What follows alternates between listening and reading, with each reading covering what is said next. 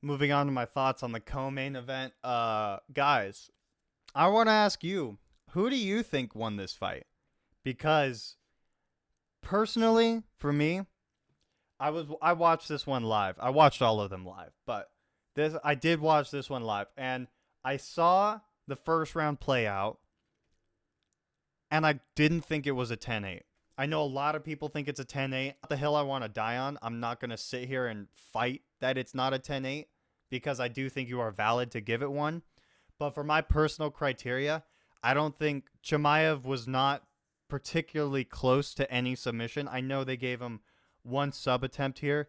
Technically, he tried for a submission quite a few times, but he never got particularly close, which was particularly surprising against a guy like Kamaru Usman, where I was expecting him to have bad jiu-jitsu defense, especially, I mean, he really did in that fight at a lot of times, having both hands down on the mat like that. And Chimaev still couldn't secure that RNC. And it was honestly very, like, it was impressive from Usman for sure, but definitely also very disappointing from Chimaev because Usman was not defending properly for an RNC. And Chimaev just couldn't get it. He couldn't finish it. And he wasn't really committing to the ground to pound that much either.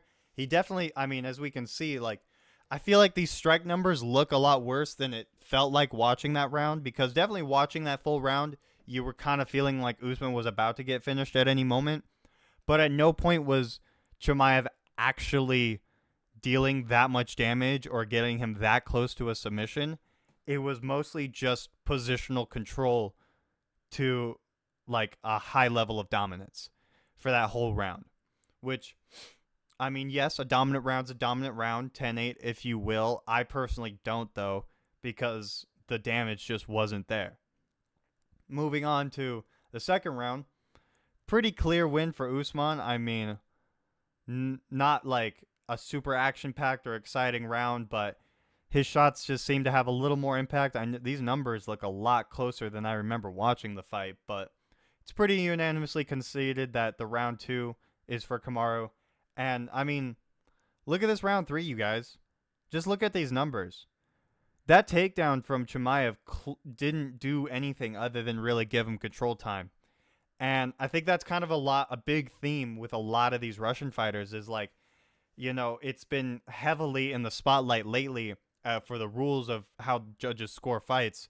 And it's been really well reinforced as of late that it's damage over everything, damage-based scoring criteria. It's damage, some effective submissions, effective grappling, like control time, like lower and lower on the totem pole, but damage above everything else. Chimaev really didn't land bigger strikes than Usman in this fight. Definitely not this round. And Usman was clearly outstriking him, outvoluming him. I mean, the damage, if we're talking straight up, was pretty even. But there's absolutely no way this takedown by Chimaev did more damage to Usman. He really didn't do too much with it either, especially in this third round one. He started to just kind of become a wet blanket. And it's really not a term I like to use, but it really is kind of what he just did. Chimaev gassed out hard in this fight. After that first round, he looked exactly like he had the same level of conditioning as Kamaru at that moment. But Kamaru had no training camp and was moving up a weight class on short notice. Chimaev had, over a year to bulk and get ready for this fight. Not only that, he was bulking for a bigger opponent in Paulo Costa. Like, he should have been ready to go. He had absolutely no excuses. I know people talk about that wrist injury. There's absolutely no reason he couldn't have been throwing the other hand more. There's no reason he couldn't have been throwing a lot more leg kicks, a lot more body kicks. No reason he should have gassed out that hard. I mean, that wrist injury would not make you gas out like that. So, Chimaev 100% got fraud checked here, I think. I hope they don't give him the fight with Sean Strickland. I definitely don't think he's earned it. And speaking of the rankings update that I mentioned on earlier, it doesn't look like they will because look at where they put him at. Number 9. I think that's actually a very fair ranking because I don't think he won that fight, but he gave it a very good go with a welterweight champion who's a very, very good welterweight champion in his time as well. So it's still an impressive, I guess, make it close, sort of. Not really under these circumstances, But under like normal circumstances, that performance would have been impressive, I suppose. But regardless, Chimaev gets ranked at middleweight, and it's, officially it's a win, so officially he gets a spot in the rankings. Fair enough.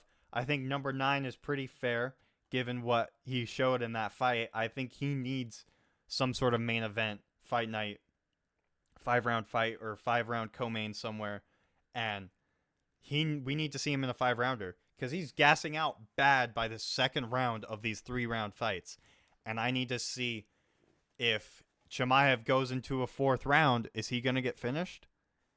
Is he going to get finished? I mean, if I put him against Paulo Costa in a 5-round fight, who's gassing out harder? Who's going to put the pace on in the 4th round? Marvin Vettori? How's that looking by the 4th round? The 3rd round even. Cannonier? Whew. Chimaev's going to start paying for that lack of gas tank by this 2-minute mark in the second. Whitaker, I mean, that one I think is a problem because of size, honestly, and stylistically. I don't know if Whitaker's striking works too well with Chimaev, but Chimaev's striking got exposed really bad in that fight too. I mean, I rate Usman pretty highly, but let's be honest, his striking's nothing too special. And Chimaev couldn't really do anything about it, One hand or not, he was still getting popped by that jab pretty well. He wasn't really putting good combinations together. It was just not very high level, it seemed. It really seems like Chimaev relies a lot on that first round explosiveness, and if he can't get the finish, he's just going to do what he can to try and ride to a decision, I take Dricus du Plessis over Chimaev in a theoretical matchup right now. I probably still take Chimaev over Izzy because I think he could get the first round finish over him, especially Izzy now. But now the question is just if anyone can survive that first or second round with Chimaev, then I don't know if I wouldn't trust Chimaev to win it. Same reason why I wouldn't pick Chimaev against Sean anymore. I do think the first or second round of Chimaev and Strickland will look a lot like the first round of Chimaev Usman, probably even worse for Strickland than it was for Usman. But I trust him to survive those, and then by that point, Chimaev's going to be so gassed that rounds 3, 4, and 5, I mean, Strickland probably finishes him by round 4, early round 5 even. It doesn't look that good for Chimaev anymore. I'm not going to lie to you guys. I'm excited still to see where he goes. I definitely still think he could become a champion. Don't get me wrong. I still think he's a very good fighter, a very good one. He's just not the phenom we all thought he was. He's not that crazy impressive like we all were hoping he would be. I mean, it is still somewhat unprecedented what he did in his first 4 UFC fights. You go back and look at the stats for all those fights. They are kind of insane, and especially being all in his favor. He had an insane burst onto the scene. I'll give him that. But now that he's going against these top dogs, he's not able to use the same game plan that he's been using so far, and it's starting to fail him, I would say. This fight arguably should have been at least a draw, in my opinion. Usman should have won, but should have been a draw at best for Chimaev. Let's rebook Chimaev Costa. I really think that's what should be done, is the Chimaev Costa fight rebook. I've talked a lot about Chimaev, though. Let me touch a little bit on Usman. Usman impressed me incredibly in that fight, for given the situation that he was in, the conditions under the fight. Absolutely impressed the hell out of me. I don't know exactly what I want next for Usman. I know he called out DDP.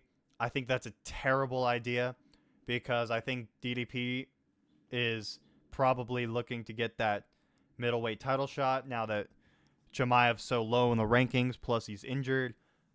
I can't imagine they do the Izzy rematch because Izzy's going on a break. You can't do Whitaker. He just lost to DDP. And Cannonier just pulled out of his fight with Delize for an injury, so he's not available. And you're not going to do Vettori over DDP. Let's be honest here.